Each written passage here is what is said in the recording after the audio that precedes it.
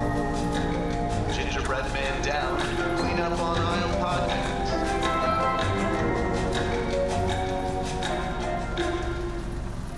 Welcome back to Clean Up on Aisle podcast. I'm your host, Jeff Harmetz, here with your host, Adam Fligston. Hello, Jeff. How are you? I am interesting, to say the least. Interesting. Yes, we're Okay. going to have an interesting one. We are going guestless today, and we're doing this with a really tight turnaround time. I think this is we're recording this on the Monday before Thanksgiving. We're going to come out the Wednesday before Thanksgiving, and we're talking Thanksgiving. So, we're in the damn thick of it. Oh, yeah. And a little bit of business to get into ahead of time. I wanted to do a quick drink check. You bought these for one of our last records. It's a... Yeah, this is the one with Beth. What is this that we're drinking here? This is a Modelo Noche Especial, which I guess means special night. But I think it's supposed to be holiday themed, I believe. It definitely is is red and has little stars on it. I didn't detect too much special flavor. No. It's very mild. Yeah, it tastes like if this was Modelo Negra, I would say yes, that's the same thing. All right. Yeah. So we're doing a guestless episode, and we can be a little looser. We're a little less formatted when we don't have a guest. And I figured, well, I might as well go get a 99. And you got a 9. I offered you a 99, and you kind of laughed in my face and said, "Why would I drink such a thing?" But I did try to keep it on holiday theme. I got the 99 whipped creams. Boy, I mean that at least will be. Because the base of 99 tastes like whipped cream almost. Yeah. So they don't need to do that much. If you're not familiar with what a 99 is, and we've talked about this on episodes in the past, but it is a small, airplane-sized bottle. They're available at most, independent liquor stores. It started out as 99 bananas, and then they started making a bunch of other flavors for them. It's 99 proof. They used to be 99 cents, but they've shrinkflated. Now this one was $2. They should get the Arizona iced tea guy running their corporation. I'm aware. I'd pay 99 cents for 98 whipped creams as if they want to shrinkflate it on that direction. But Oh, yeah. I am going to drink this. I usually take these in 2 gulps. Are you sure you don't want to try a little bit of this 99 whipped creams? Yeah, I guess I'll have it. Okay. It won't be a full... No, don't take take as much as you'd like.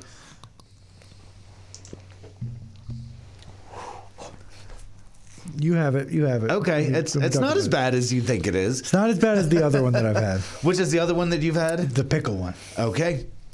And here goes, down the gullet, 99 whipped creams in honor of the Thanksgiving season. Oh, wow.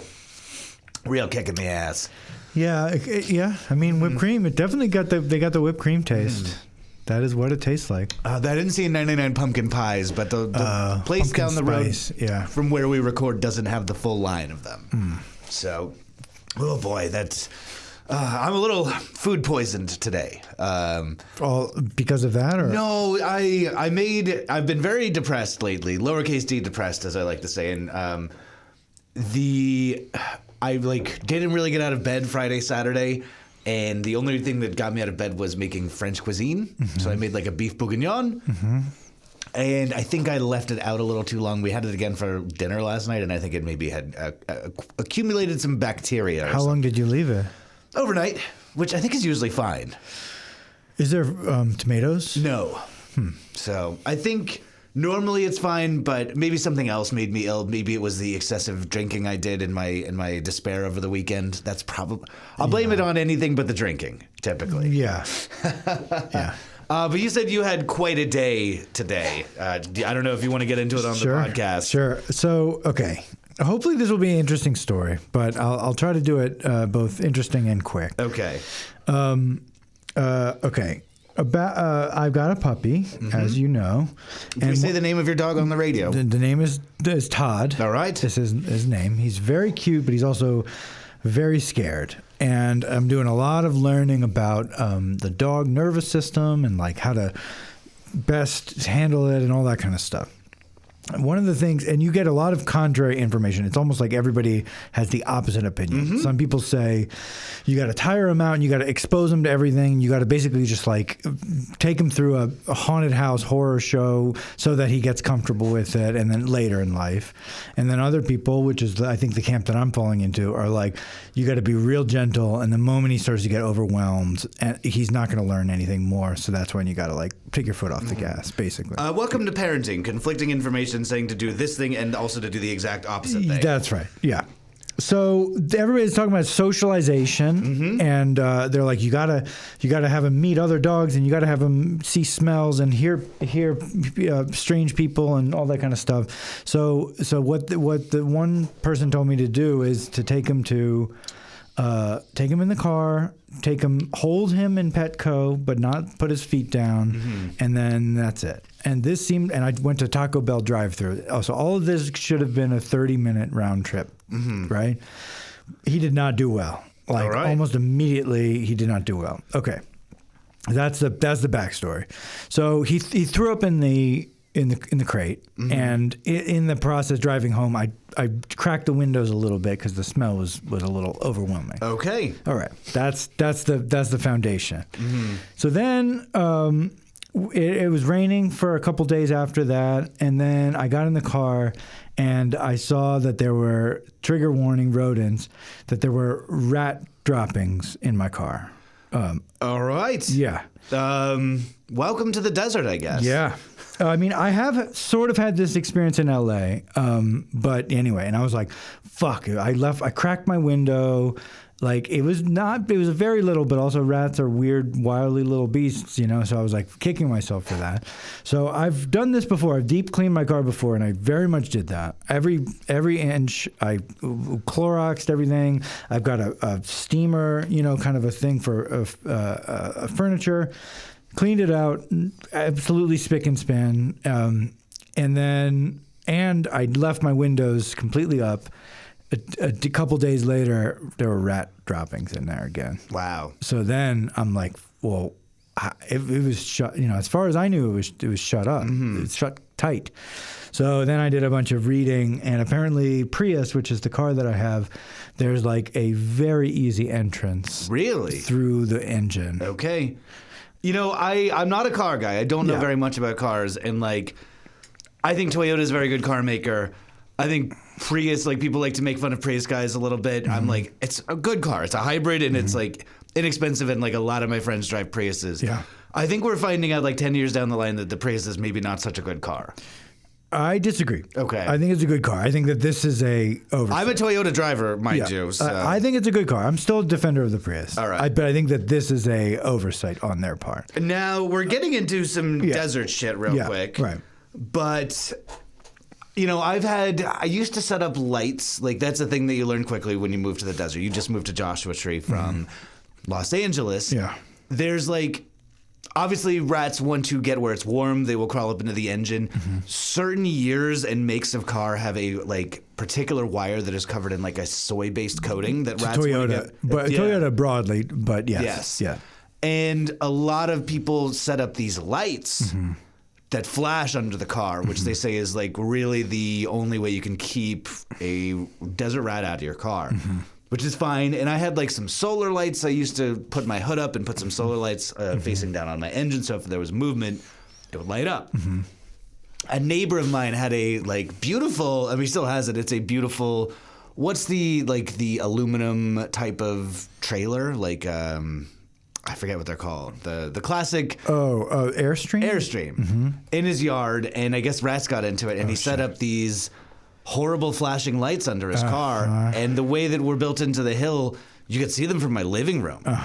And I immediately was like, yo, this is an enormous problem. And he was very gracious about it, and like I helped him build a fence to kind of shield it, but like it took a little while for that fence to be built, and these flashing lights were literally making me crazy for like 3 months. Yeah. So we're all squared away now. And you know, I was reluctant to have people over to the house when these lights were shining. I was like, I'm embarrassed to have somebody sit at my dining room table and like, what are these like horrible flashing, arrhythmic flashing lights that are happening? So like, arrhythmic meaning they would turn on when the rats would scurry? They were like a strobe light, but there was not a like it was not an even pace. They were like tons of them, and like they were like all out of sync. I Which think. is the purpose of Exactly. Yeah, okay. So I'm thrilled that the fence has been put back in. Good. So what is your dog okay? Dog is fine, but all day today I was taking apart my engine and installing screen to patch up the hole that Toyota left open. So it was a major undertaking, but I think I did it successfully, but it was a lot of work. I mean, dog's a little freaked out just in general, but yeah, that's basically it. All right.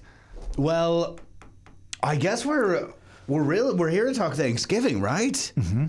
I've got like so much to talk about.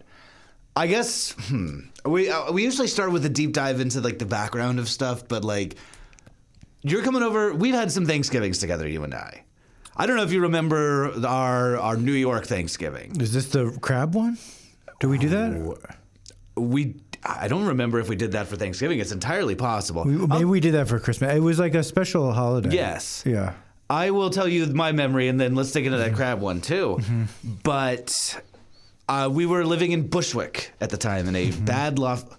Would you describe that as a bad loft apartment? Yeah. Okay. I would too. I didn't want to be unfair to it. It was a big open space, and whoever had lived there before us built like kind of shanty rooms. It was they had turned a one big loft into, with the use of plywood, probably less than $1,000 worth of plywood and some doors and some hinges, into a 3-bedroom. And I loved living. I mean, obviously we didn't all get along. And we all moved out after a year. Yep. But I think of those days fondly. Me too. And there was a particular Thanksgiving where I believe I was dating an out-of-town girl, and she was coming with a friend that you were perhaps interested in, if I recall. And we're like, let's just get a tofurkey and have some beers. And we were like jumping on the couch listening to Rob Zombie. Do you remember that? I mean, vaguely, but no, not vividly. One of my favorite Thanksgiving memories. Okay. I remember fondly having holidays there. Yes. So it was only a year, so the crab must have been Christmas, because I'm pretty sure maybe I did like you had bought a tofurkey, and I was really excited to eat tofurkey, and like that's a pretty specific memory for me. I know that we did the crab thing, but was that Christmas? Maybe it also might not have been a holiday, but I sort of remembered it being one. But okay, yeah, Well, what do you remember about our crab day? And let's also pretend that this was Thanksgiving, even though we only did that one Thanksgiving in that place. Yeah. Okay, so I grew up in Maryland, and crabs are obviously, it's known for that. So I've had a lot of crabs my whole life growing up. And I don't know how we got it. We were just probably talking about crabs. Jeff, definitely is an adventurous eater, I would say. So maybe you were intrigued by cooking crabs at our house. And this is very grocery store-ish, but so I moved. You had been in New York for a few years when I moved to New York, and me and another friend moved into your place, or we stayed at your place, and we all got a place together pretty quickly. And I was really interested in the like fish markets in Manhattan's Chinatown. And I had been going to this fish market like on my way home from work, and probably cooking up some shrimps, probably getting like $4 worth of shrimp, or, a fillet of fish or something.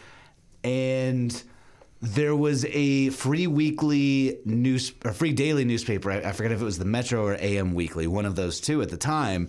And they ran a big expose about how the fish market I had been going to was busted for selling mystery meat, probably illegal fish. Interesting. But I think at the time I was like, brand new in New York, and like gobsmacked by the live fish markets going on in Manhattan. So that's probably where my head was at the time. So we had talked about it, and I was like, well, I've cooked crab before. We could just get some crabs and cook them.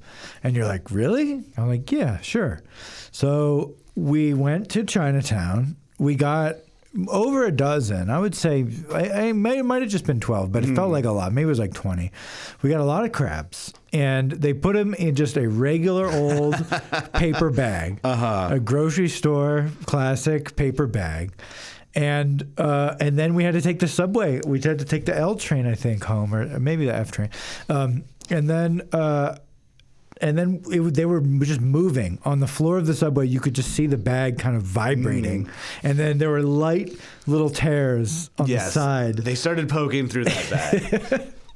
So both we were embarrassed because everybody was like, "What the fuck is in that bag?" Like looking at us, but also we were nervous that like this could be a catastrophe. These crabs could all escape. We're going to contaminate the L train with crabs, and we would not be the first people to do that, but in a non-sexual way. So, and then we cooked them. Yeah, that might have been the same Thanksgiving. I that's the first time I ever had tofurkey. Yeah. So maybe the tofurkey was the Christmas. Yeah, or maybe it was like the same weekend and another day, like Friday of that Thanksgiving. You know what I mean? Yeah. Like, yeah. And then I'm going to ask you this, and I truly don't remember, but I've been to your parents' house one time, and was that a Thanksgiving? I don't think you've ever been to my parents' I 100% have been to your parents' house. No, at Thanksgiving. Oh, at Thanksgiving. Yeah. Okay. Maybe it was post-Thanksgiving, but I thought that we had a very small Thanksgiving. Like, did you do a big Thanksgiving growing up? Oh, boy. I didn't mean to pry. So I've got two sides of my family. I've got the Jewish side of my family, and then I've got a Protestant side of my family. The Protestant people are on the East Coast, but also I would say broadly, culturally, I relate to the Jewish side just growing up a lot more.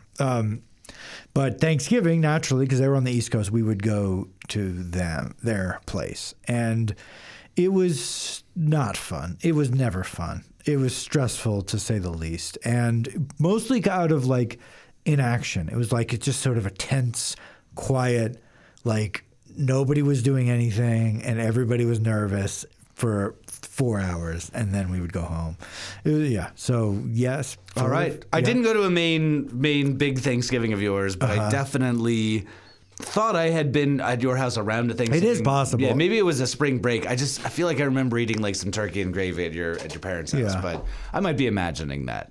So it is possible that for whatever that year they didn't go to the other one. But I have to say, and I appreciate the hesitance and the reluctance, but you must have assumed we'd talk about childhood Thanksgiving. Of course I did, but it just came flooding back. Yeah. And so I guess I'm circling back around, and I'll happily talk about like some of my childhood Thanksgivings as well. But we're doing Thanksgiving together this year, and I guess this is as good of any place to start talking about like the specifics of Thanksgiving. I mean. All right. I'm trying to think about how to break into this. Like, do we want to talk about Thanksgiving on the whole, or like our particular Thanksgivings? I think I mean, I would say both. I just sort of shared. I can probably go deeper at some point, but let's hear about your Thanksgiving, and then maybe we'll go. Childhood, or what we're doing this week? What I'm like in the midst of right now. Yeah, let's hear what you were doing right now, and then we'll go to childhood, and then we'll go broad. Okay. So this year we have I grew up doing Thanksgiving on a farm outside of Bakersfield in Weed Patch, California. My grandma has moved. She's no longer on the farm. She's like in a... Not a euphemism. No, yeah, she's still alive. Yes. But the Thanksgivings are now like she has a nice suburban house on a golf course. And not everybody goes to it anymore. Like Christmas remains our big one on that side of the family. So for many years we were doing my grandma's Thanksgiving. And then obviously when I was in New York, I've only lived outside of Southern California for those 5 years that we were in New York together. And I made a very specific point to never travel on Thanksgiving. You always hear the horror stories of airports and cabs and everything just being completely fucked up on Thanksgiving. Yeah. So whenever I've been away from my family, I'm just like straight up like, I'll see you at Christmas. Yeah. I'm not coming home for Thanksgiving. Yeah. I used to actually fly home for Martin Luther King Jr. Day when I was living in New York. I did that a couple years in a row. But I don't travel on Thanksgiving. I will do a drive, but that's about as much as I'm willing to do. Yeah, even the drive, if you get on a big highway or something, that you can be stopped up for hours. Driving to Bakersfield Yeah. From the high desert or even from LA, not ideal. So the last few years we have done a local Thanksgiving. Our friend, she is, I think, technically Canadian, but spent a lot of time in America and in the South, and she's like all in on Thanksgiving. My partner is Australian, and like she's actually gotten a little into Thanksgiving as we're going to get into talking about what we're doing this year. And our friend who we have done the last few Thanksgivings with has left. She hasn't sold her place, but she has moved out of the desert, moved to Texas, and we found ourselves without a Thanksgiving plan. And my partner suggested, what if we do a non-traditional Thanksgiving at our house? So we love to cook, we love to host, and we thought, we said we're not going to skip the turkey, but we're just going to go straight to the leftover sandwiches. And not even the full leftover sandwiches. We're doing turkey sandwiches, Swiss cheese, coleslaw. And I basically signed myself up for a lot of things I've never done before. The easy part, we bought a whole turkey from Jensen's, which is the gourmet grocery store. They have an outpost in Arrowhead, California. They have an outpost in Palm Springs and Palm Desert. Did you have to pre-order it or get on a list? I did. So I've never pre-ordered a turkey before. I have been going down the hill a lot, and Jensen's is like, when it comes to my favorite grocery store, I think Jensen's is my favorite grocery store. It is quite expensive. Have you been to period or nearby? I'm trying to think of one I like more. The period, but then maybe put a little part of the question mark on top of that period. Have you been to the Jensen's? No, I want to go. I really think it's quite good. Their produce leaves a little bit to be desired, and it is not an inexpensive store. It's definitely like a higher end store, but when you need the good stuff, that's where you go. Okay. And it occurred to us, like, let's order a turkey from there. So I go to their butcher counter all the time, and when the holidays have happened in the past, they put up posters of all of the things that you can order, and then they have the names underneath the turkeys or the prime ribs that you order. Like, am I explaining this correctly? Behind the butcher counter, it's like, this is your 12 to 14 pound organic turkeys. This is your 15 to 18 pound organic turkeys. This is your, 17 pound prime rib. And it's big. It's like movie poster size. And then there's like a list of names that kind of go under it of the people who have pre-ordered the turkeys. Got it. And for the last several years, I've always wanted to be one of those names. It's not a flex, but it's showing off that you're a part of the community. Yeah. Have you ever been to a bar where like they have specific people's mugs on the wall? Yes. It's like that. Very much so. Yeah. So I've got a bit of a rapport with some of the butchers there, and I was talking turkey, as one does. And I said, I want to order a turkey. Let me talk with my partner, but like, what are the prices? And it was like, these are expensive prices, but I'm going to share these prices. It's $5 a pound for a non-organic turkey. It's like $8 a pound for an organic turkey. How many pounds does a turkey generally run? I think I got the smallest one, which is 12 to 14. I mean, for the whatever star of the meal, it is expensive, but also like whatever kind of. I have to say, and my partner has, as I've gotten older, I've leaned into this a little bit more. You're a vegan, and I think you're going to vouch for this. Like, meat shouldn't really be cheap. Yeah. Like, if you're getting cheap meat, it's like probably a fucked up. Yeah. And it is better. You can taste it when you pay more for the meat. It is like hopefully more humanely treated and like less chemicals and like less processed. And it is like not all the time, but usually if you're spending up on like it's worth it to spend up on the meat. Right. I feel like. Yeah. So I asked the guy. I said, "My partner." You got to put it in the fridge when you're done cooking it, though. Not leave it out all day. Yeah. But I asked the guy, and not to throw anybody at Jensen's under the bus, but my partner was like always getting organic. She's Australian, and their basic produce and meat standards are much higher than we have here in the U.S. America. And so she's always like, if you can get it organic, get organic. I asked the guy, I'm like, is the organic worth it? Is it? And he's like, I would just get the normal one. So we got the non-organic one, but it's still a fresh, free range, nice quote unquote turkey that we got from this place. And I said, is my name going to go on the board? And he said, no. So they stopped putting the names on the board many years ago. And these are like, the last time they put the names up on the board, they just never took them down. And you're making quite the face here. That is really disappointing. That is like, okay, if they stop doing the names on the board, then they should stop putting the boards up. Well, the guy I was talking to was like, I want these names out of here. I hate these names, and it is misleading, and people get disappointed, and I agree with you.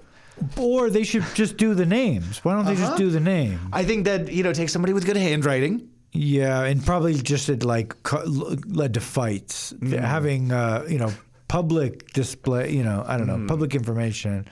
Anyway, that sucks. I was really disappointed I didn't get to get my name up on the thing. Yeah. So. You should put your name up just at your house. Take a picture and Photoshop my name in. So that's what we're doing. Like, I've never really smoked a turkey breast before.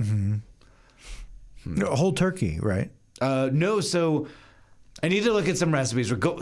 Here's the thing. So this was many weeks ago, and they say what you do is you order the turkey, and then you come pick it up the week before. So starting last Saturday, you have from Saturday till Thursday to pick up the turkey. I should say that this grocery store is about an hour from where we live. I've been going down for therapy most Tuesdays, and this grocery store is not actually close to my therapist, but it's close enough that I can justify going. So I have therapy tomorrow, so we are scheduled to pick up the turkey on Tuesday, and I'm worried it's going to be a fiasco, but... You put it in the freezer? No, it's a fresh turkey. It's not frozen. Okay. So they have offered to debone it. Okay. So I'm going to get the breasts and smoke the breasts and the wings, and I'm going to confit the dark meat. Okay. So you are going to debone it? I might ask them to break it down, and if they can debone the breasts, I would say yes to that. Okay. But leave drumsticks or whatever? And leave the drumsticks and the thighs intact and the wings intact. Okay. I don't know if they'll do a partial debone. I will ask. So, and if I've got poultry shears, I can whack up a bird. I didn't even know there was such a thing as a poultry shear. Oh, absolutely. How else do you cut your your poultry bones? A knife? You got to have a pretty sharp knife. The shears actually make it a lot easier to break into the bone. Okay. So, sorry to gross you out with this. That doesn't, yeah. It doesn't specifically gross me out. So I've never cooked turkey in either of these ways before.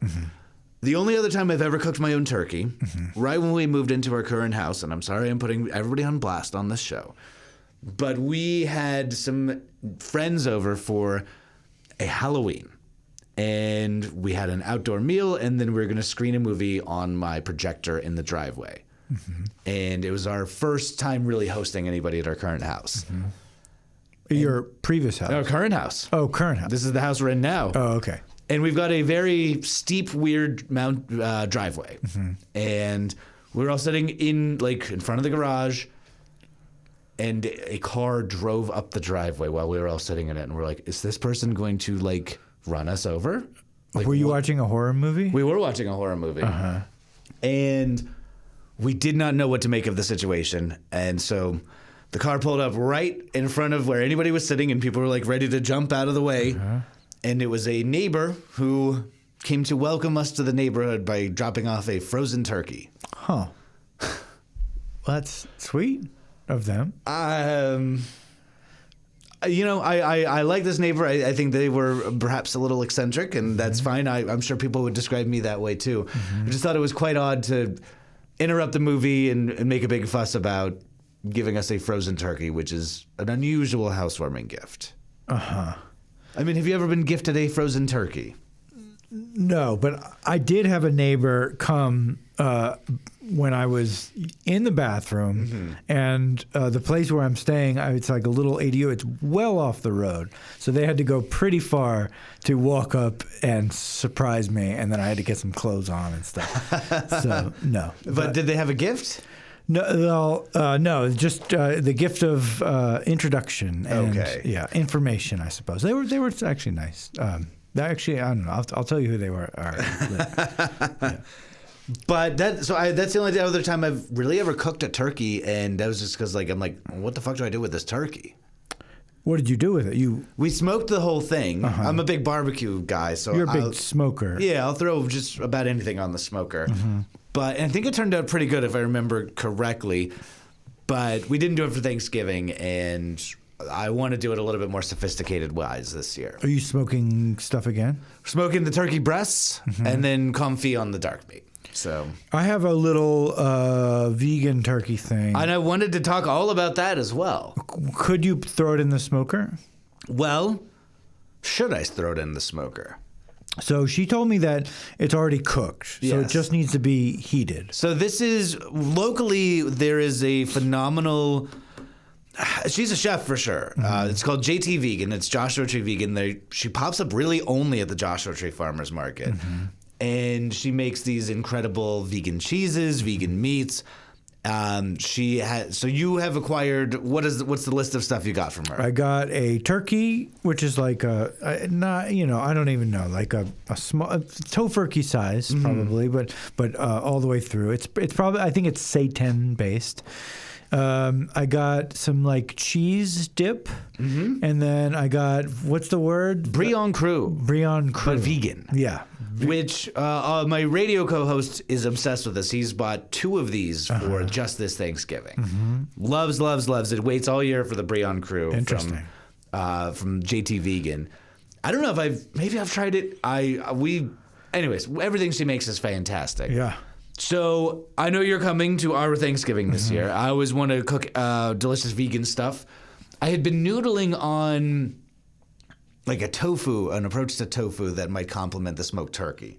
I'm curious. Do you have a I didn't get too deep into it, but I was just dreaming. Because tofu's tough. Yeah. To really, I could imagine someone doing it, but you can't just throw a block of tofu in a smoker. No, I was going to marinate it ahead of time. Even still. Is that not going to work? Yeah, that wouldn't work. I learned to cook tofu from you. Yeah. I'll be very honest with you, and I cook tofu all the time, so I would trust you on this, and I probably would have consulted you at a point before we got to that step. What probably would work, and I don't know how smokers work, is if you could slice it almost like a thick deli slice and marinate that and then smoke that so that at least anyway the marinade then could penetrate all the way through. Yes. That's the hard part. Well, to answer your question shortly, I would be so thrilled to throw the JT Vegan turkey on the smoker. It probably only has to go in for like 15 minutes or something. But, if Janice says that that's okay to do, Janice the proprietor. She just said you got to heat it up. However, you got to heat it up. All right, I'm down to throw it on the smoker, of course. Yeah. So I'm very excited about that. Okay. And I would love to actually try it because I do think, I buy a lot of her products for salads and for lunches and things. I think she's really doing a bang-up job. So I went to the local big box store, as you guys call it, Walmart, as everybody else calls it. Yeah, well, why give them the free plug on the morning show? But we're talking grocery stores and brands here. So. Sure. I went to Walmart and I was just going to get like a tofurkey or like a Gardein roast or whatever. And they were all sold out. Well, that's the interesting thing is Walmart is shockingly good on vegan products. They are. Yes. Yeah. But they were, when did you go and... This was a week and a half ago. Okay. And I was kind of freaking out because I was like, Joe had already texted me and I was like, yeah, I'll bring something. Don't worry about me. I got it under control. And then I was like, fuck, I don't have it under control. I'm in a new town. I don't know. Maybe I'll have to go drive down the hill to Jensen's. I've got a puppy. I don't know. And it was freaking out. And then I saw the JT Vegan thing on Instagram. I was like, problem solved. Absolutely. So, yeah. Now, I mean, we're kind of bouncing all over the place, but I think I don't know if this is the main thing I wanted to get into this time, but when you say that Walmart was sold out of their Thanksgiving turkey products, is Thanksgiving the most, I don't want to call it the most consumer-forward holiday because obviously Christmas is everybody's buying a bunch of bullshit all the time that nobody needs. Is Thanksgiving the most supermarket-forward holiday we've got? Yeah. Yeah, it's got to be. Yeah. I think so. And there's nothing else that is about cooking quite as much as Thanksgiving. And like when I'm trying to think, like, so when did you start realizing that you don't want to go to the grocery store? Like this weekend, my partner and I, on Saturday, she's like, oh, it's the Saturday before Thanksgiving. I don't want to go to the grocery store right now. Like, when did that click in for you? Was it at that Walmart when you saw that they were all out of the stuff? No. It hasn't clicked in. Okay. I haven't been to the grocery store probably since then, and I'm kind of overdue to get some stuff. Mm-hmm. So I might be going today or tomorrow. Okay. And it'll probably be a hellscape. I'm not, and again, I'm a guy that goes to the grocery store every single day. Uh-huh. I'm not done shopping. Uh-huh. I've got a lot more shopping to do. But today, before we were doing this record, I was like planning on checking in at our local Stater Brothers and just like, I'll go in and get some high noons, which I've been getting for our records, and I'm like, that will make for a nice excuse for me to pop in to the grocery store and like do a vibe check on the Monday before Thanksgiving. And then I was like, you know what? It's like, it's 4:30. I actually do not want to do this. I think I will be late to our record if I try and like, I don't even think I get in and out with high noons like in a reasonable amount of time. Like, I think the grocery store on a Monday before Thanksgiving is going to be completely fucked. Yeah. My partner. Yeah. Go ahead. I hadn't even really considered. I mean, broadly, I know but you're right. Of course, you're right. But yeah, she went on. I forget if it was a Saturday or a Friday to get a few things that we needed, and she's like texting me from the store. She's like, "I'm stuck. I'm absolutely fucked. I'm like not gonna get out of here in the amount of time I thought it would take me." And I just think like the day of Christmas, the days before Christmas, it gets crowded, or like Easter for sure, but I think Thanksgiving is really the big grocery store holiday. Well, the thing about Thanksgiving is everybody more or less is making a thing and trying to impress their peers or relatives. So yeah, there's no other holiday like that. You know, so we're hosting this year. This is the first time we've ever really hosted a Thanksgiving. And I do want to get back to grocery stores, but I had this realization, like, while I was saying it on the radio, like, we're doing a very non-traditional Thanksgiving. We're, like, doing bread, and we're doing sandwiches. And I do need to talk about the bread because that is a big stress in my life as well.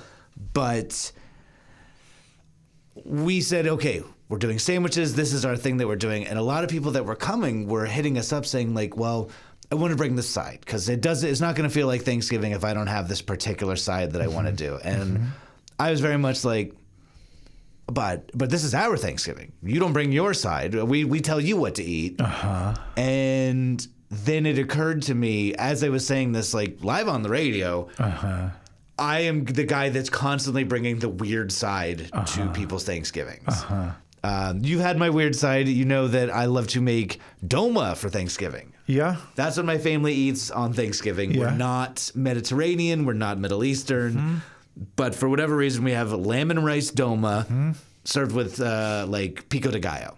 Oh, I didn't know it was served with pico de gallo. It's kind of like more of a chunky red salsa, like your pace picante style salsas, like nothing fancy, maybe not quite a pico, but a chunky red salsa. Yeah. A California style salsas. Sure. And that's my classic Thanksgiving thing. That's what I bring to everybody's Thanksgiving. And everybody's like, why did you bring this? What is going on? Yeah. And who am I to say that you can't? I'm not going to gatekeep other people bringing what they want to bring.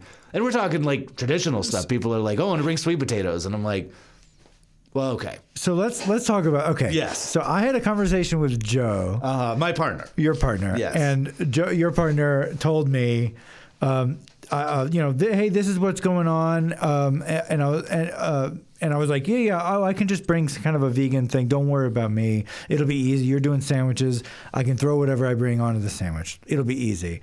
And so we had that conversation, and then I had not talked to Jeff, and then Jeff, I was like, oh, by the way, I got this thing at JT Vegan, and it's almost like I could see the like dot like erase dot erase.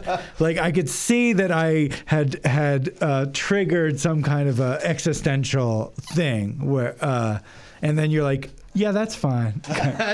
Well, no, because I love JT Vegan and she's so good. I just was like, because you had a tofu thing. I just always want to take care of people, and when people are bringing their own stuff, I'm like, I guess that's part of the vibe of the holiday. This is our first time hosting Thanksgiving. I'm not used to hosting a potluck type of thing. I'm usually like, I'll cook everything. Right. That's been always my vibe, where I'm like, I will cook every single thing, just bring booze or whatever. Why? I'm just you work with me on this podcast. You know, I'm a bit of a control freak. Yeah. Okay. Yeah, that's fair. Yeah. I mean, it's your house. You want to, I want to impress people. You want to impress people, of course. I discount the concept of love language, but I think cooking is my love language. So why do you discount the I was reading about how that's just like a bunch of phony baloney. Yeah. We both. Well, I mean, who doesn't like quality time and gentle touch or whatever they are? You know what I mean? It's like those are things that literally everybody enjoys. Love language is my gifting is my love language. I love getting gifts. Yeah, exactly. Yeah. Right. Yeah. But that's what I haven't decided if I'm doing the Doma this year. Oh, really? And that brings us back to the grocery stores. Grape leaves impossible to find. Mm-hmm. You cannot get grape leaves in our community here in the high desert. What about at the Middle Eastern place? Which Middle Eastern place? The one where we got falafels. Didn't you say it's also a little grocery? They store? might actually. I think my partner's gotten the grocery stores. No, I'm not trying to force you to do that. She's bought the grape leaves there. Mm-hmm. We do have things. We already have grape leaves in the house, so that's not a concern. It's just the amount of time that it will take to perhaps make the Doma. I have a suspicion I'm going to make it. I think I'm going to break down and be like, well, I'll just stay up until 2 a.m. and make Doma, because it's meaningful to me. Right. But here's my situation. I'm not a baker, and we are locally. You can't get the bread that we thought would be good for sandwiches. You cannot. We have a few local bakers, and we have the grocery stores, and we were looking for focaccia, ciabatta, some kind of Italian bread to make our sandwiches with. You had a very specific vision. Absolutely. And wait, by we, do you mean you or me and my partner? I know, but was your partner also as keyed in on the specifics as you were? No. She kept asking me, "What's your vision? What's your vision?" And I said, "We can't get the good bread locally. Let's try and make focaccia." One time, 4 years ago, I made a good focaccia with leftover pizza dough. Okay. Threw it in the cast iron, threw it in the oven, and it came out fantastically. That was 4 years ago, and I didn't take any notes, and I'm like, I don't know how to do that. We make pizza a lot. Very good pizza. So I've been running some focaccia tests over the last few days. As soon as we're done podcasting, I'm going to go home and bake 2 more focaccias, one that's been fermenting overnight and one that's just been fermenting in the afternoon. And we're going to see if they're sandwichable. Because if we're going down the hill tomorrow, we can't get bread locally, so if we're going to have to go to the fancier Palm Springs grocery stores and spend a bunch of money on bread. Because we promised everybody sandwiches. I don't think anybody cares as much as you do.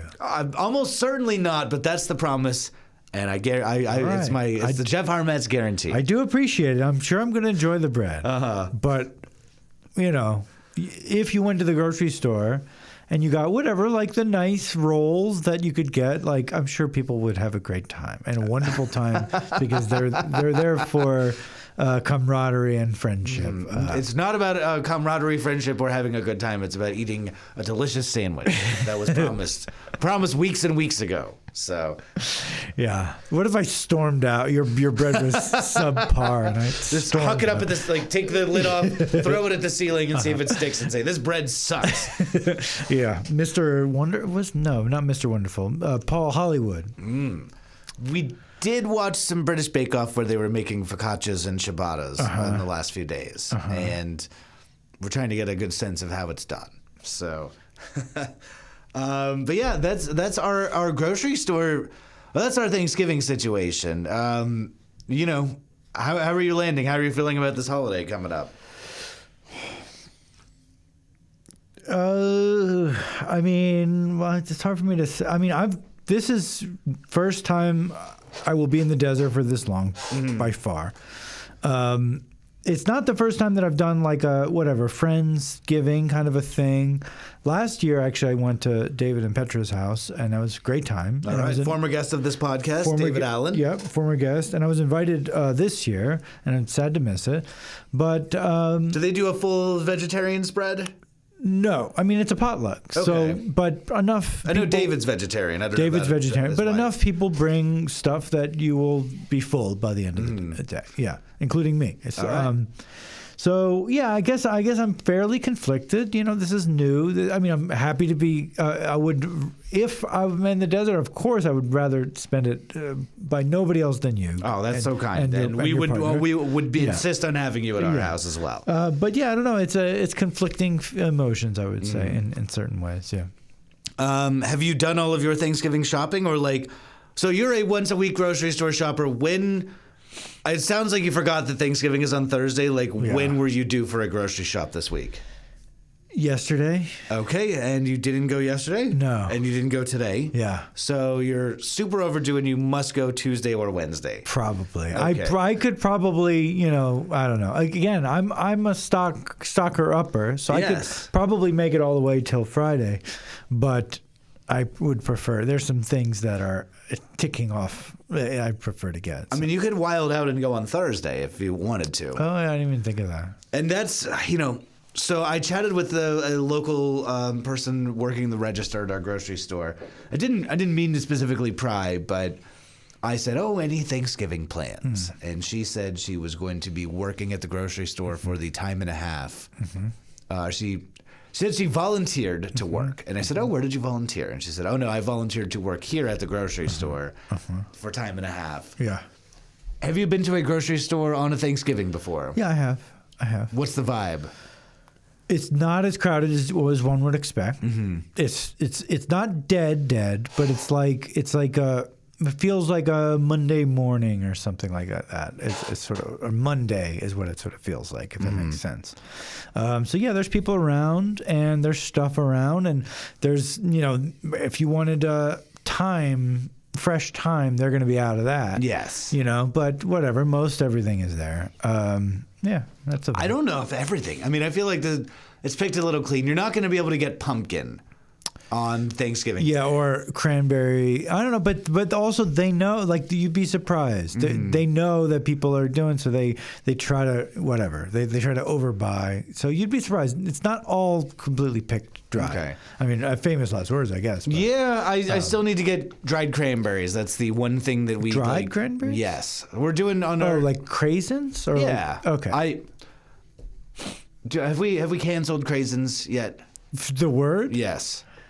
Because they're crazy raisins. Can we say that they're wild? Cranberries with mental illness? Yeah, mental illness. Yeah. Okay, good. But we do need to get those. We're doing like a slaw for the sandwiches. A lot of discussion in my house over the slaw, but it's going to be like a kale, cabbage. I think there's going to be some Brussels sprouts and some craisins. By the way, I know that you are accommodating my diet in many ways, and you don't need to do that. We usually make our slaw with veganese anyway. Okay, I mean, that's fine. But like, if you are going way out of your way for whatever reason, like, please don't. I think going way out of our way is switching from mayonnaise to veganese, which I think veganese is pretty awesome. Right. But I mean, in anything else beyond the slaw, like, just don't. No, I think we're good. That a thing. All right. Well, that's I think the only accommodation we are making. Okay, if that's fair. Yeah.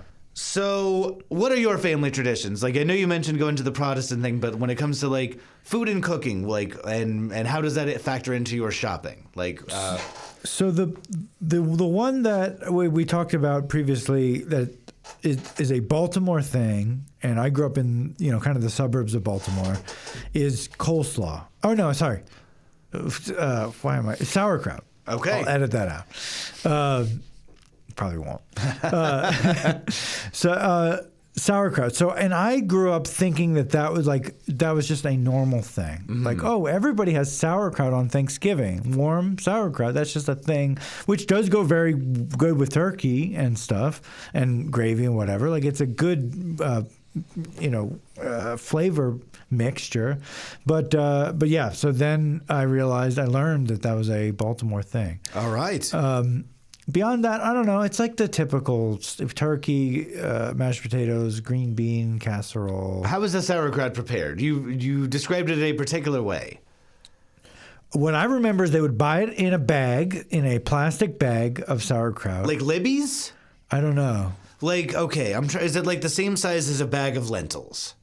Kind of, Like yeah. a big bag of lentils. Yeah, but maybe a little wider. Yeah. So I think that's like Libby's, which that's a totally solid brand of sauerkraut. Right. But for some reason, like, it came in a bag because they say that once you open this sauerkraut, you're going to want to finish it and you're not going to want to save any of it for later. So, Yeah. like, when I buy Libby's sauerkraut, I try and buy it in a jar because you could at least reseal that. Okay. But maybe maybe they didn't have jar technology in the 80s for sauerkraut. Yeah, they just bought it in a bag. They would open up the bag. They put it in a sauce pot and then heat it up. That was it. The end. They didn't add anything to it? No. All right. We were having brunch over the weekend, and I think one of our compatriots at brunch was surprised to hear that sauerkraut was being served warm, or you were... I was a little surprised. I don't normally heat up sauerkraut. We do all the time. Yeah. Like when we're cooking, and there's a brand of sauerkraut that comes in like a resealable bag with like a burper. Does that make sense? A little burping little mechanism that lets out the gas and things like that. So a little more resealable than the Libby's pouch that you're talking about. But when we're cooking it up with sausages or for like, German food, we'll often warm it up and throw a little beer in there, maybe a little bacon or whatever. And just warm sauerkraut is a very German thing. Yeah. I think it's more American to have the colder sauerkraut. Oh, it's just for hot dogs or whatever. Right. So. Yeah. And then, I don't know. What about you? Any besides dolmas? Well, we would do. Dolmas aside, we would do a super traditional Thanksgiving at the farm, like stuffing, and my grandma would even like shove the stuffing into the turkey, and then it's a big deal. Big to do. You get the electric carver, and my cousin Kevin, after my grandpa got too old to carve the turkey, my cousin Kevin, who was the oldest of the grandkids, would carve the turkey, and that was gravy and. My mom and her sisters are all great cooks in my family, so they'd all bring their specific dishes and like set them out on the buffet in the kitchen. Very Catholic, so we'd always do a prayer, and I was always I don't really know what to do. I don't know this prayer. It's it was a kind of a riffed one. I don't think it was like one from the Bible. Okay, if that makes sense. Right. How much it was improv? Yeah. You got to like just speak from the heart. And then tons and tons of pies. And we haven't... Oh, interesting. We haven't even gotten into the pies. Oh, yeah. I have this article here. All of my research for today's episode, most of it comes from Supermarket News. This is them paraphrasing a article from Chowhound, where they say Chowhound ranked grocery store pies, 6 store-bought pumpkin pies. Okay. And who would show up worst on the list but Walmart? Do you eat pie, first of all? Sure, sure. I mean, most of the ingredients, most pies are not very friendly for me to eat. But if I can based on my diet, then yeah, absolutely, I like pie. Okay.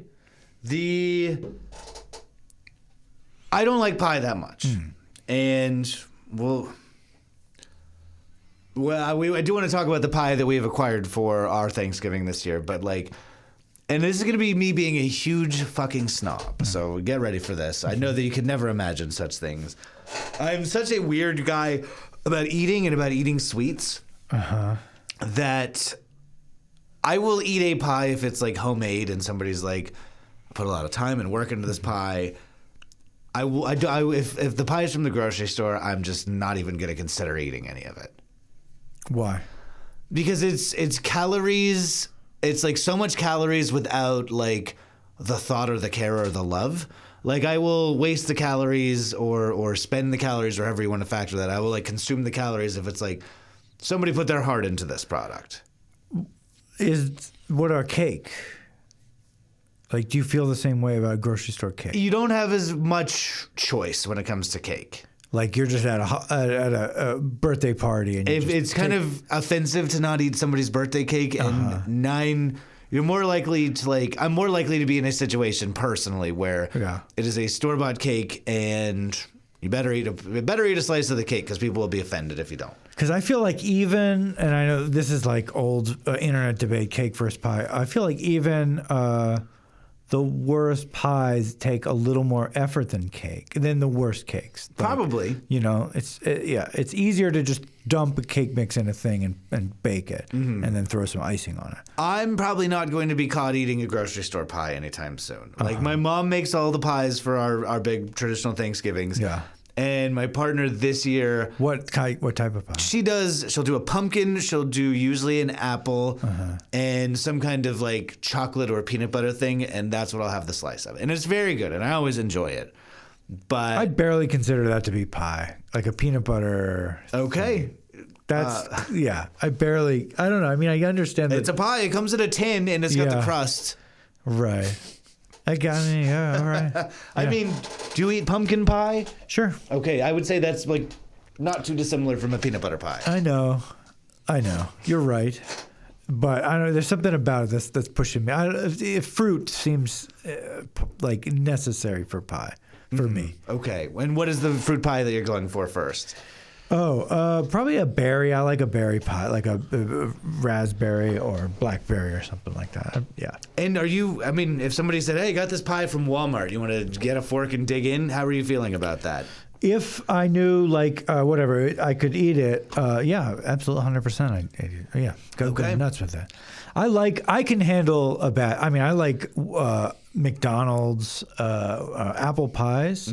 I don't like the ones that are at the 7-Eleven. Those push me too. Is that a Hostess? It's kind of, essentially, but yeah, it's a Okay. different brand. But Are they? I haven't been to a 7-Eleven in a minute. They're not on the rollers, are they? No, they're Okay. in like a sleeve, and you open them up, and that's pushing it a bit too far. Okay, they're not like next to the taquitos and the hot dogs. Like, hopefully it doesn't touch. They're that one. right across the aisle. But they're quite close, but not heated up. Yeah. All right, we have gotten it is unfortunately not vegan, but there is a lot of great bakers, a lot of great chefs here in the high desert, and there's a particular baker who we've gotten some pies and some cakes from her in the past. And she actually had a big glow up moment this weekend. She did. Do you know who Justin Bieber is? Yes. Do you know that he has a wife named Haley who is famous for some reason as well? She's a Baldwin. Yes, she sure is. Well, now she's a Bieber. Haley Bieber, nee Baldwin. Yeah. But she got this she turned 29 and celebrated her 29th birthday in 29 Palms here in the high desert, one of our communities. Which now is a thing, which probably wasn't a thing, and now will be a thing. Yes. For end of time. I think so forever. Yeah. But she got this enormous, like, 7-tiered layer cake. It had, like, pink all over it, and it was a beautiful cake. And Internet Sleuths tracked it down to, we'll give her a shout out, Picnic Baked Goods based out of Pioneer Town. She cooks in an Airstream in Pioneer Town. And we got one of her pies last year, and my partner got one of her pies this year. And I'm worried that this will be the last time we ever get one of her pies now that she's maybe blown up this weekend. Maybe she'll step her distribution game up, and I don't know. Yeah, expand. Yeah. But we do have one of these. It's not a cheap pie, but it's a very good pie. And What flavor? last year we got the yuzu pie, which was like key lime but yuzu, and this year she has changed it so it's a yuzu passion fruit. So my partner, being Australian, loves passion fruit. Oh, interesting. So I barely even know what a passion fruit is. you would lose your mind if you ever tasted a passion fruit. Yeah. That is not a grocery store fruit. That is one that I think you have to like know a guy that's growing passion fruits in his yard. Okay. You know, maybe you can get them at the grocery store in Australia. I've never seen a passion fruit. They don't travel well. They don't grow well in our climate. I'd say it's the size of an elongated plum, or maybe like a Yukon Gold potato. They're purple spotted on the outside, and you crack into them, and they have like these like big seeds. It's like very runny flesh, and then like looks like tapioca balls in them, and it's so good. It's very tart. Highly recommend the passion fruit. Yeah, I would love to. Yeah. We've been trying to grow them for a while, and it's very challenging to grow. Interesting. So, you ready for more? Yeah. So we talked about how Thanksgiving is a consumerist holiday and the biggest grocery store holiday. It's a big holiday for giving. Like, I mean, it's called Thanksgiving. It's inherent in the title of the idea, I guess. But I work in local news, and like you see a huge uptick of local food drives around Thanksgiving. And I'm always very interested in it. And I don't want to say anything is sinister because I think it's all everybody acting on their best behavior and everybody's trying to do the right thing. I think it's maybe more of indicative of like the culture and the society that we've built for ourselves, where when people are asking for donations, they want to make it very easy. So they're like, we are asking for jarred, canned, non-perishable stuff. And I'm like, I respect it. I understand for the ease of distribution, like you don't want to give somebody like fresh green beans. You want to give them canned green beans or whatever. But I don't know. Is it possible? I think you've worked in some food distributions and stuff like that. Like, why is it more important to be doing like non-perishable stuff? Is it just the logistics? Mostly logistics, but also cooking is something that is very difficult for some people. So cooking meaning washing a vegetable, chopping a vegetable, sautéing it or baking or whatever it might be. Like those are steps that you actually need a fair amount of stable things to do. So not everybody can do that. So if it's something you can cook in a microwave or in like one pot or something like that, then that's easier for a lot of people. Okay. But also it's really just logistics because nobody wants to get a ton of food and then it just goes to waste. I've got all this loaf of bread and like some celery. Like, how do I make stuffing? It's just like a lot easier to do the box of stuffing. Yeah. Because you would need spices, you would need herbs. Yeah, you need a lot. Have you done a Thanksgiving distribution before? I've done like pre-Thanksgiving where we were like gathering the foods together. Okay. Yeah. People often, for the record, for people, they always say, I wish all the people who showed up to volunteer on Thanksgiving would just show up another weekend. Not that they don't appreciate the help, but basically it's like 90% of the volunteers show up on a single day and they don't actually need all that help. They do need it the following weekend when nobody shows up.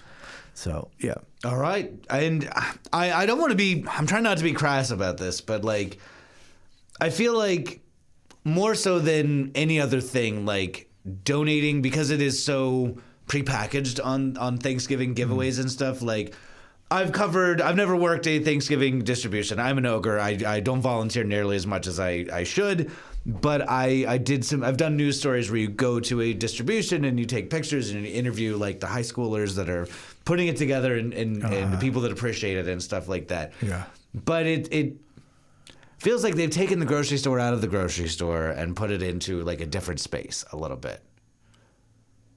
Is that making any sense? Is this too wild of a lark to go out onto? It makes sense, but why does that bother you? It doesn't bother. No problem with it. An observation. It's like, like I went last year to, I think you even went with me to the distribution at 29 Palms High School here in the high desert. I think you waited in the car because I felt super weird about bringing a bunch of dudes over to where the high school kids are all hanging out.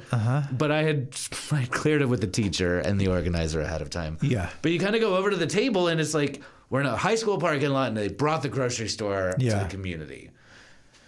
Yeah. Well, so when I was in high school, whatever, I was part of one of those things. I didn't organize it, but I was just a person who showed up. And we got these bags to give people, and we got specific addresses to drive to people's houses. And I remember vividly, it was a weird experience, justifiably maybe, like showing up and they were like, why the fuck are you here? And I was like, well, you're on our list. They're like, we don't need any fucking help. Get off our property. Wow. And there was like a real... I almost understand why they were feeling patronized, and who knows how their address came up on my thing, but like I get it. Like we were like these do-gooder kind of kids, and there was like a clear societal kind of unspoken thing that was going on, and I understand why somebody would be bothered by that. If So anyway, yeah. It's good that you did it, and I mean, I don't know. Would you, if somebody showed up at your house and you hadn't ordered it, you would probably be suspicious. Like, why are you giving me food? Like, yeah, I would. Yeah, I don't think that it's like. I don't want to associate like getting food from a charitable drive as like a negative or anything, but it's like, what if somebody signed you up as a prank? I mean, that's like a mean prank for that person to do, mean on everybody else, but like. You know, but just there's something inherently sort of patronizing about the whole thing. About like, oh, you have to show up and you have to wait in line and you have to accept whatever we give you. No choice in the matter. Yes, you know. I mean, we're and very seriously, like working in the news, I've learned that food distribution is like such a serious topic. Like, we get so much response to anytime we do a food distribution thing, and there's some organizations that make it confusing and complicated, and anytime there is the slightest issue with a food distribution, we definitely hear about it. So it's like, on our site, it's super important that we verify like all of the food distributions that are happening, because we have in the past like said, oh, there's a food distribution happening here, and sent people to the wrong place, and that's the most chaotic thing that we could do as like a news organization is refer somebody to the wrong place for food. Yeah. So. Yeah, that would suck. I mean, it would suck to go, and it would suck to be you, and who knows, the people who probably meant well, but they got wires crossed. It's just a bad situation. Yes. But also, at the end of the day, there are hungry people who are not getting fed. Mm-hmm. I not such on the topic of like the distributed basket of your products or whatever, and I don't think that you have ever bought one of these, but like a lot of the grocery stores are putting together packages of food. Like, I don't want to say it's like a discount package, but it's the affordable Thanksgiving dinner package that a lot of grocery stores have been doing. Okay. And there's some recent like national news about this as well. I don't know if you've kept up on any of this. This is not a thing like when you're checking out and they're like, oh, do you want to do one of these cans? Or that's not what you're talking about. This is like, I think it started in the 2020s. Okay.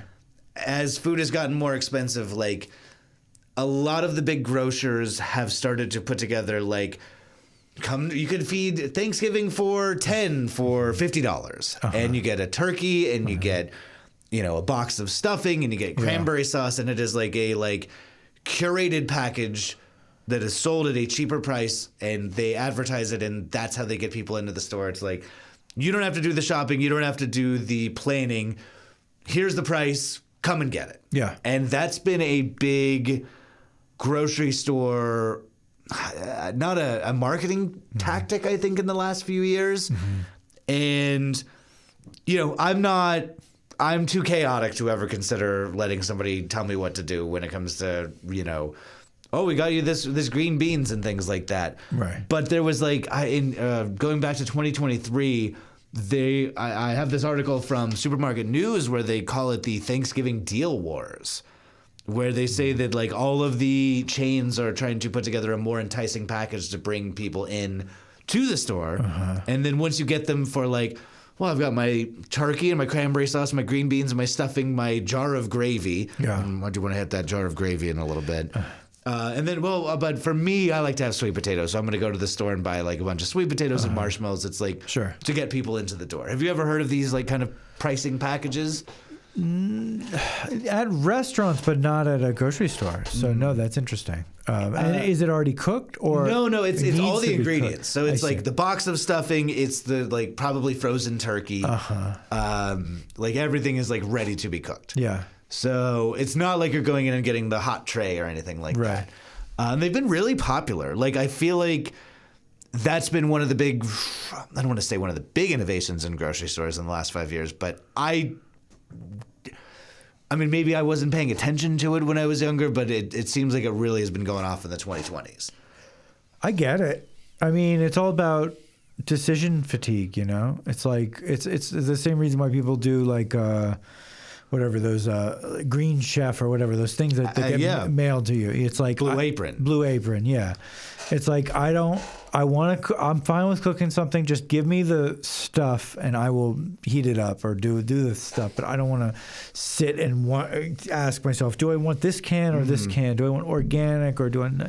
It's like that's decision fatigue. It's stressful. And if your life is already reached its limit in terms of everything else that's going on, and you just got to put on a quick Thanksgiving, like I get it, yeah.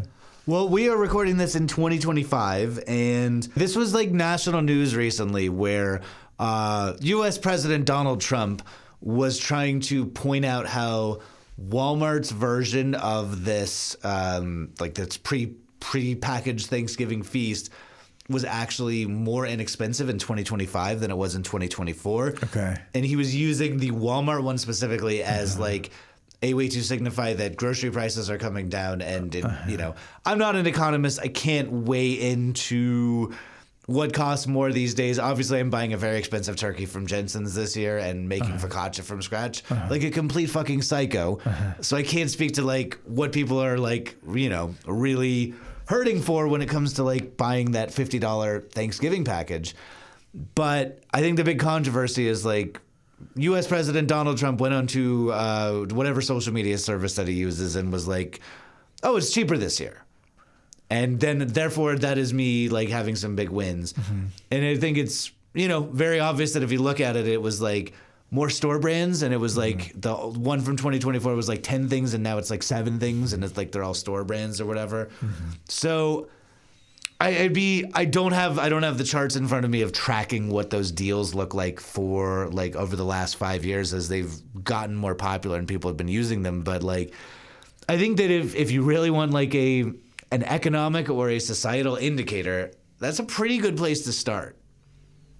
Is like taking a look at like what Walmart, what Target, what Kroger is offering for like, this is our Thanksgiving package. This is what we think matters to people at the price that we think matters in the way that we think it matters most to U.S. Americans on Thanksgiving.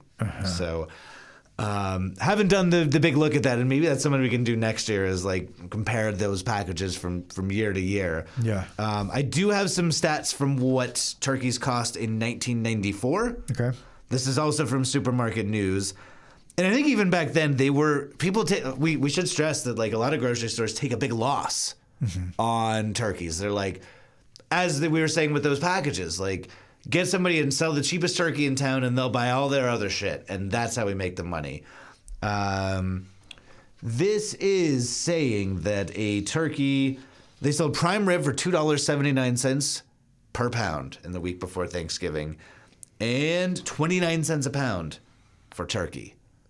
1994. Did you change that for inflation? Or? I did not, but so, I think we're... What is it, 98 cents? 29 cents a pound. Oh, that is definitely... 1994 to now. This is a 29 cents per pound with a minimum of $10 purchase, or 48 cents a pound without the purchase. So, like... turkey, another loss leader. That's 63 cents now. Yeah, that's wild. Yeah.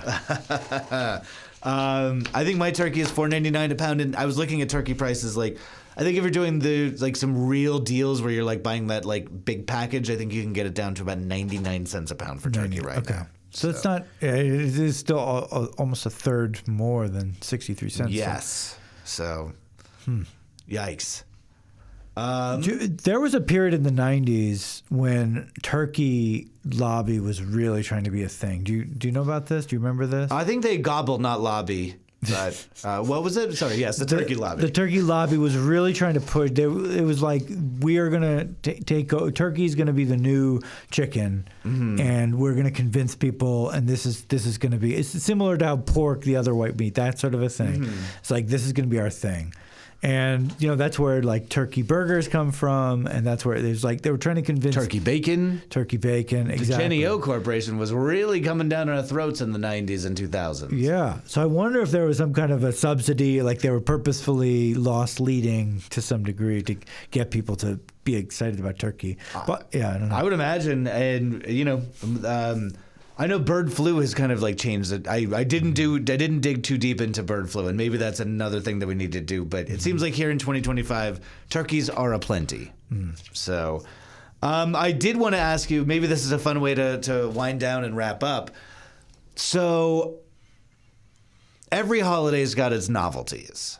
You know, you go to the Christmas section of the store, and it's got like, oh, your candy canes and your Santa Clauses and your gingerbread huts or whatever. I saw a gingerbread Millennium Falcon at a grocery store recently. And Halloween, the same way. Easter's even got its confections, your Peeps, your Cadbury cream eggs and stuff.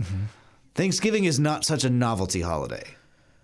Yeah. Like, they're bringing out specific shit. They're loading up, as you said, they know to buy more cranberry sauce, more pumpkins for the holidays, but it's not like, oh, we've got like some, gummy turkeys or whatever.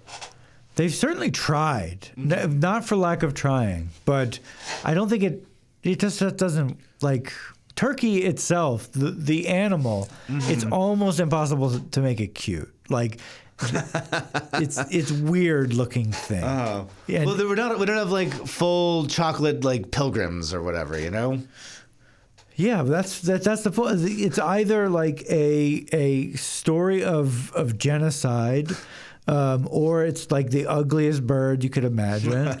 It's like it's like Hallmark doesn't have that much to work with. Yes. So, but I'm sure they've tried. Probably. I'm surprised they haven't introduced like a, Poochie, like a sidekick kind of Thanksgiving.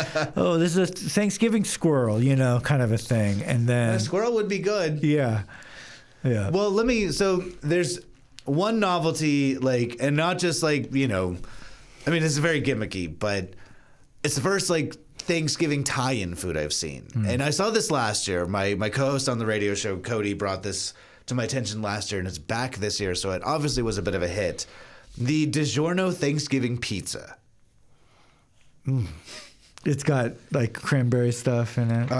It looks disgusting. It is thick, soft Detroit-style crust with roasted turkey, creamy gravy, crispy onions, and I think it's got green beans on it. No cranberry sauce? I don't think it has any cranberry stuff. That's like kind of an essential part of the Thanksgiving sandwich. Okay. This is not, I think the green beans take the place, like, I'm sure the cranberry sauce got wrecked. Like, it sounds gross. It does sound gross. I don't want to eat it. Yeah. When you see the box, the turkey looks absolutely disgusting. Like, It's like, turkey's a tough meat to swallow at the best of times.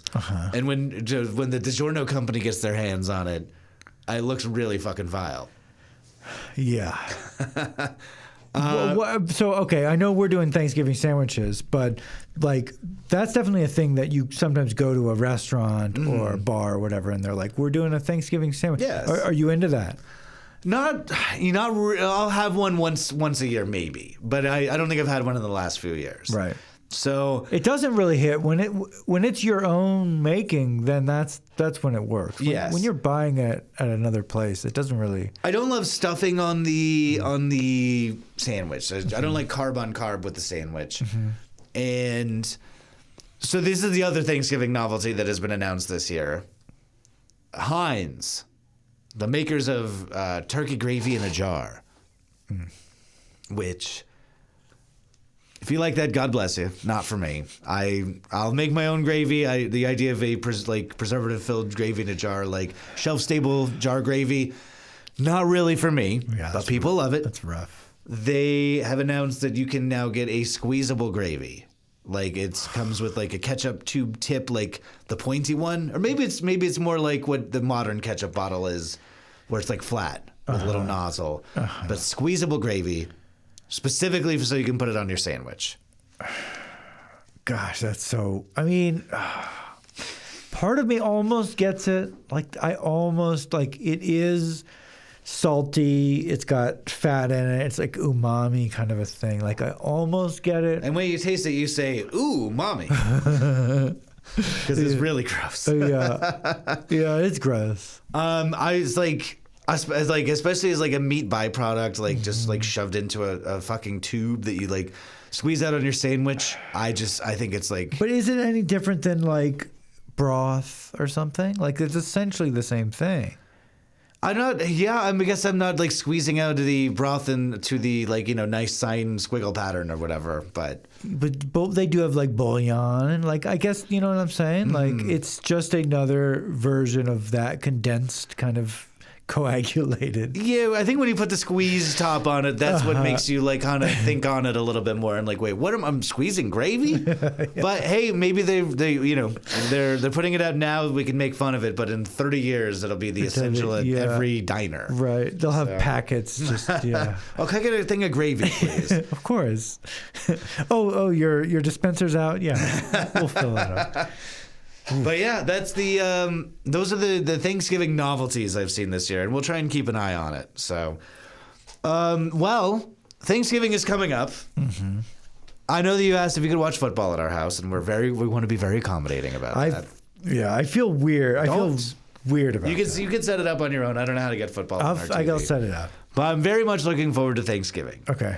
Do you have any final Thanksgiving wishes for our listeners?